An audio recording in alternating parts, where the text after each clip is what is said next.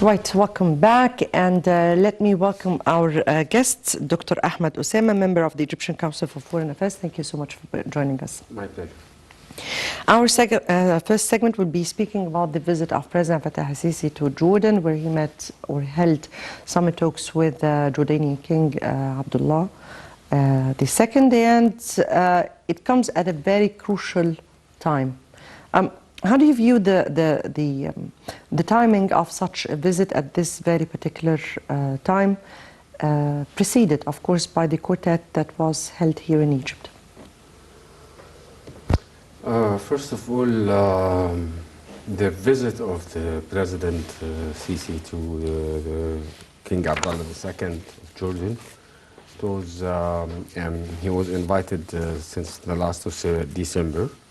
And in time, they are always in cooperation and in touch, negotiating together, open relations between the President and King Abdullah. And this visit is very important at this very crucial time, as you know that a lot of changes, big changes is happening in the region as a part of the new scene, of the political scene. Same time, change of the American administration from Trump to Biden in a few days. So they have to negotiate together, as they announced the Palestine-Israeli conflict and how to find solutions. The cooperation between Egypt, Jordan, and Iraqi on all levels, economically, politically, security, many common interests between us and our brothers and sisters in Jordan. At the same time, the president... Just let's divide the issue. We're speaking about the timing. So we spoke about two issues here. The timing, because it was preceded by this quartet that was held here, hosted here by Egypt, between the foreign ministers of Germany, France, Jordan, and Egypt, to push forward or to find a way for yes, to push forward the stalemate in the peace negotiations. The second is, of course, it comes just ahead, 2 days ahead of the inaugural of the new U.S. president, and that, of course, needs coordination to see how will the Arab files be put before for negotiations. Let me first take here from the important files that were raised today in the agenda of the summit talks between the President and the Jordanian King, and how far Egypt and Jordan relations are pivotal, particularly at this juncture. Egypt and Jordan together are working. They are main players with the Palestinian leaders and both sides to find a resolution between them and with Israel. And they are both countries who had already a peace declaration between them and Israel a long time ago. Egypt first, and King Hussein did the second initiative long time ago. So already the president sent on behalf of him the head of Egyptian intelligence to meet the President Abbas and the head of Palestinian intelligence and the head of the Jordanian intelligence. And that was yesterday. Yes, and they discussed several issues. First of all, they announced that the Egyptian position and the Jordanian position want a solution for Palestine, but in the same time we have to work on a reconciliation between Hamas and Fatah, and predictably that we could find the first election, presidential and parliament election in Palestine in the next May. So it needs a lot of preparations being open, and same time you will find King Abdullah II was in Emirates a few days ago, and he sent his foreign affairs, Minister of Foreign Affairs to Saudi Arabia. So they are trying to find out how the Arab trying to find, to build up a vision, a common vision, and at the same time how to work on the deal at all of the districts in the Middle East, especially in the Arab world, and with Africa is very dangerous aside, and from the second side you will find the Iranian and the Houthi in Yemen. So we are not in a very good position, but building coalition and building strategic partnerships and going on a new stage. Maybe the policy now is having a very big change on the map, not like before. It's a historical time now. No, I really need to understand this, because we were speaking about the peace process, right? And then we got the whole map of the region at large. So let me first get step by step, because yes, there are very important files on their agenda to coordinate for the position and unite position before for the coming stage. But we're speaking here about an Egyptian, Jordanian, and Iraqi. So it's a tripartite effort in order to revive peace process. Let me take here this mechanism, because we're speaking about a tripartite summit, or rather a tripartite effort, not summit, for the Middle East peace process. How do you view such efforts? Why the Middle East or the Palestinian-Israeli issue or cause now is a very important file at this very particular stage? Why the president, why is it now, I'm not speaking now, it has been forever, but now it is a center stage of our interests to start with, just ahead of the U.S. inaugural, or the U.S. president inaugural? Actually, for Egypt, we are all the time working on peace for Palestine, since President Sadat initiative for peace. So we can't deny all the efforts all over the decades ago.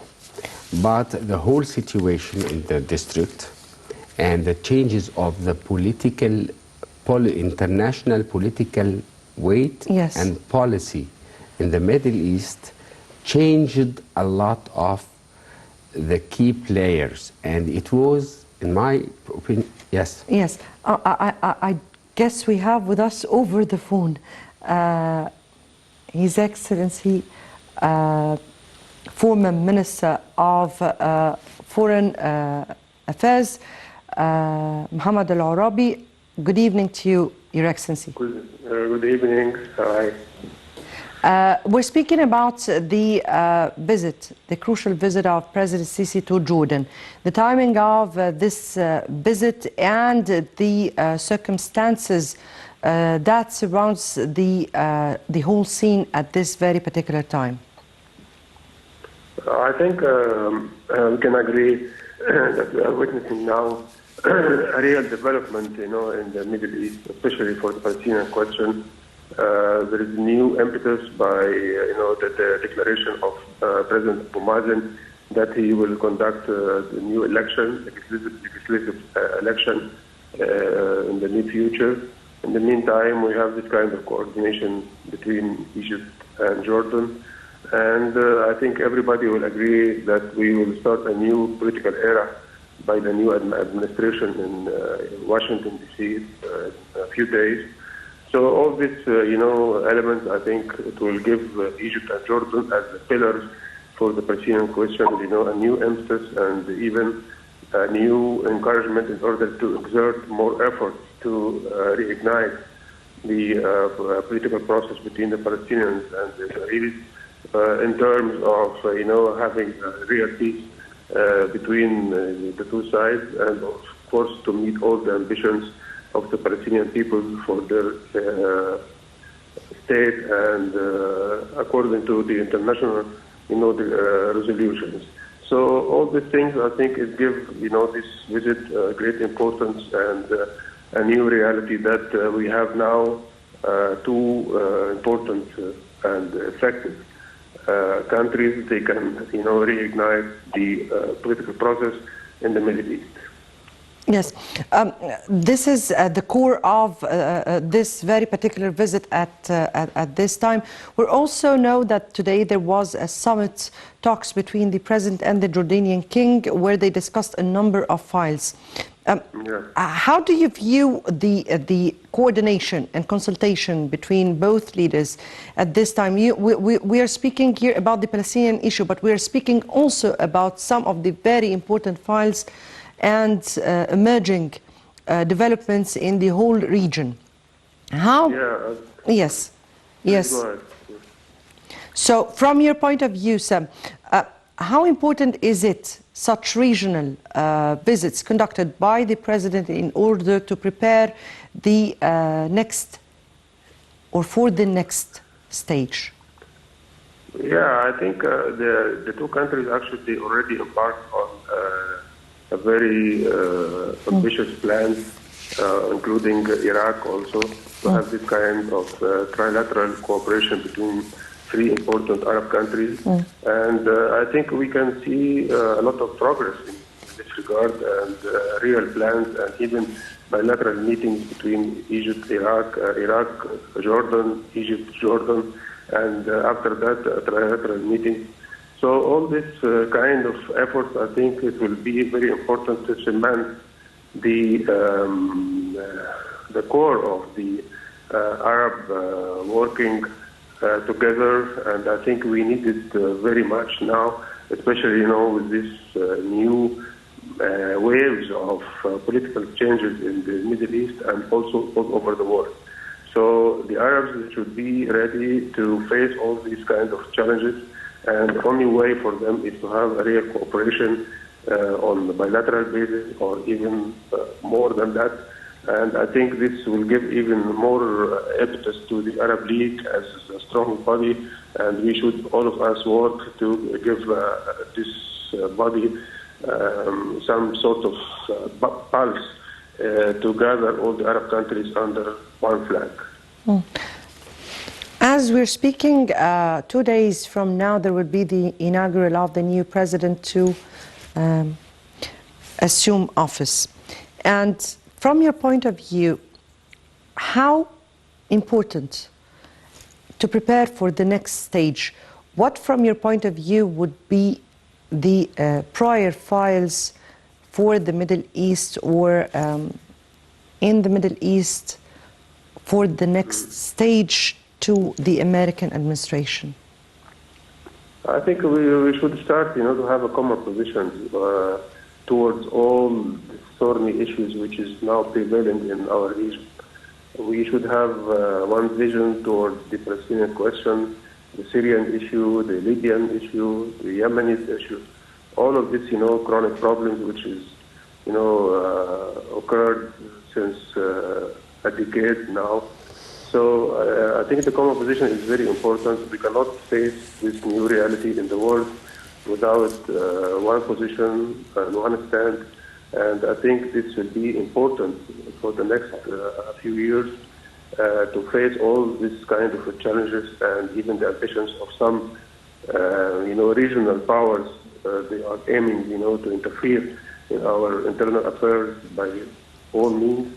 So the common positions, the common strategy, the common stance, the views, all of these things is very important, and we can have a sort of nucleus first, let us say between Egypt, Jordan, Iraq, United Arab Emirates, Saudi Arabia, of course, and then we can enlarge, this nucleus in order to have one common stand between all the Arab countries to face all these kinds of challenges. Yes, very much indeed. Your Excellency, former Minister of Foreign Affairs, Mohamed Oraby, thank you so much for being with us and for your input. Back to you, Dr. Osama. Yes. Our pleasure to have you. Definitely, always. Here we are speaking about the importance of the two countries to unite on several issues. But from your point of view, how far do you think both countries enjoy a kind of moderate stance towards the different Arab causes? About... No, we're not speaking right now about the Palestinian only. But we're speaking about different Arab causes and the united vision by both Egypt and Jordan towards those issues. Egypt and Jordan maybe got steps bravely and earlier than all of the Arab countries. And now, after decades, the peace process with the Arab countries based on two things: commerce and security. And the threat from Iran is still involved through The Gulf area. Iraqi, Syria, Lebanon, and Yemen, and the Gulf area and Saudi Arabia is very dangerous. And now, they announced long time ago that they are trying to have or to establish like a NATO Arab, and it's involved the cooperation in the Middle East. And with the troubles in Turkey, we find that Egypt was very successful in the Mediterranean East, with the west of the Mediterranean, fronting the Turkish ambitions with a coalition with Israel, Greece, Cyprus,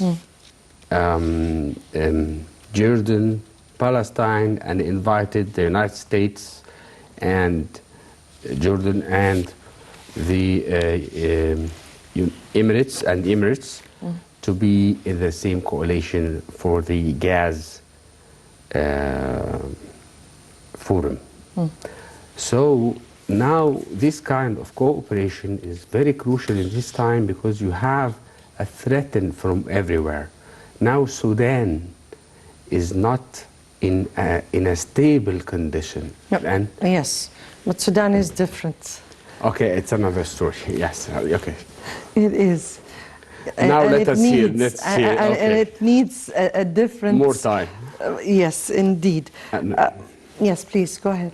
So this coalition and trying to solve the Libyan conflicts in a peaceful way with the Egyptian intervention, with the German summit before, with now a pressure from EU and on Turkey too. Yes. So and with the Americans too on Turkey. Now we are trying to have a better situation. I hope it will be done in Libya for the national security for both countries, here and there.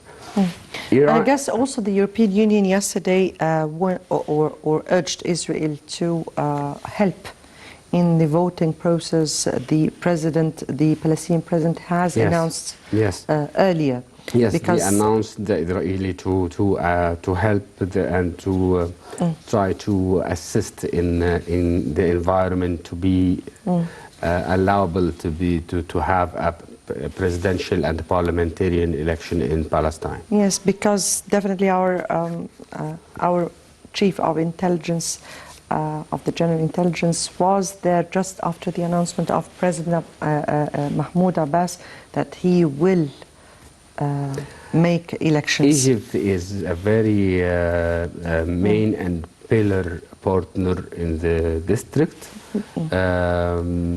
President Sisi and General Abbas Kamel, the head of intelligence, And the Ministry of Foreign Affairs and all of these kind of Egyptians, we are proud of all of them.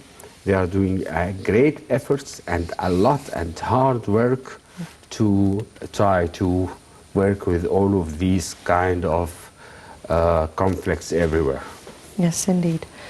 We now move to our second segment, and Prime Minister Dr. Mustafa Madbouli explained in a speech on Monday before the newly elected parliament the government's achievements from 2018 till 2020.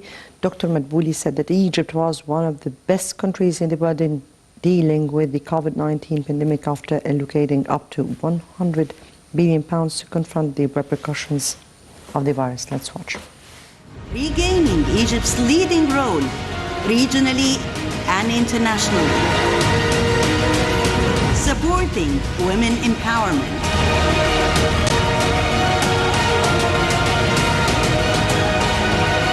Engaging the youth.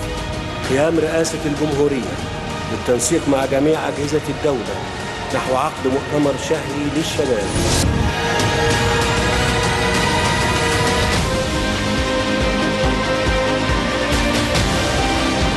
Supporting national industries. احنا بنتكلم كلام بجد عشان نبني بلد.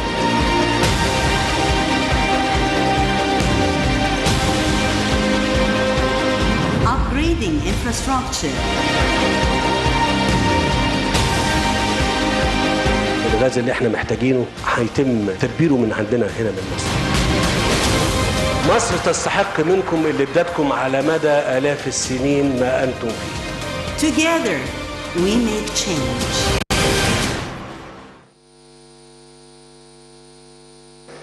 In his first appearance before the new House of Representatives, Prime Minister Mustafa Madbouli said the government managed to implement 100% of its economic reform program and reviewed achievements in various fields, including success in mitigating the impacts of the coronavirus amid tough times. Madbouli said the government has been committed to informing people and the House of Representatives on the developments in implementing its policy program over the past 2 years. He explained that the government presented 3 reports to the previous House since the current cabinet took office in June 2018, the latest of which was in November last year. The House of Representatives has summoned on Sunday the Prime Minister to present on the government's overall policies. On investments, unemployment and national projects, the Prime Minister told the House of the government's total investments over the past 2 years amounted to 324 billion Egyptian pounds. He noted that the inflation rate decreased to 5.7%, the lowest in 14 years, adding that the government managed to control prices of food commodities and increase the supply of strategic goods. The Prime Minister hailed the role of the national projects implemented by the state in securing more job opportunities, noting that the measures taken by the state amid the pandemic pushed the unemployment rate down to 7.3% in the first quarter of the current fiscal year. Madbouli added that the government has completed the construction of 53 sewage treatment plants nationwide over the past 2 years. And in the energy field, Madbouli said the total value of the state's investment in research, development and operation efforts reached $11 billion over the last 2 years.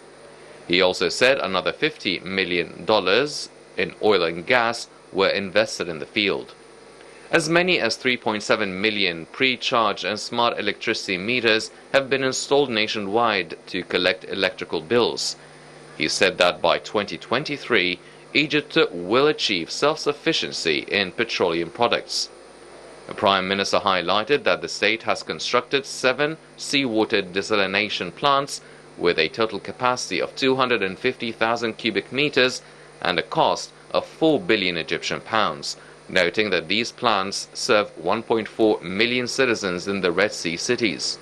He added that with a total investment of 34 billion Egyptian pounds, the state generated an additional 2,700 megawatts of power. On coronavirus, Madbouli said the government's efforts has spared the Egyptian people from the worst repercussions of the pandemic and continued normal operations during the hard times. The Prime Minister said Egypt managed to balance the scales between protecting citizens' lives and keeping the economy open during the pandemic. He added that the government has known since the start of the crisis that closing the economy would eventually leave the country in a bad place. He stressed that Egypt has been among the best countries in the world in dealing with the pandemic and has been one of the countries least affected by the virus. He added that Egypt ranked second after China in terms of economic development in 2020. Medbouli stressed that Egypt's efforts in the face of the pandemic have been hailed internationally. On fighting poverty, the Prime Minister affirmed the importance the government attaches to poorer classes, noting that 32 million citizens have been included under various social protection programs. On the government's program to develop Upper Egypt, the Prime Minister said 2,575 developmental projects have been implemented in Inner and Sohag governorates as part of the program's first phase. He noted that around 205,000 direct and indirect job opportunities have been created through these projects. Medbouli added that the President directed the government to include 50 towns nationwide in the second phase of the program next year. The Prime Minister said that Egypt jumped up 90 ranks in the World Economic Forum's Global Competitive Report in the quality of road infrastructure, leaping to the 28th place instead of the 118th in 2014. He added that a new transportation network for the new cities is also being implemented, including a high-speed electrical train system or monorail. He also said that the government is upgrading and linking the railway's signaling systems for the first time to achieve the best levels of security for citizens. After the Prime Minister concluded his speech to the Parliament, the Speaker of the House of Representatives, Hanafi Gebeli, hailed the government's program, saying it reflects the presidential comprehensive and ambitious vision towards 2030. El-Gebeli affirmed the importance of continuing productive cooperation between the government and the House. He noted that more ministers will come to the Parliament's headquarters later to deliver their speeches.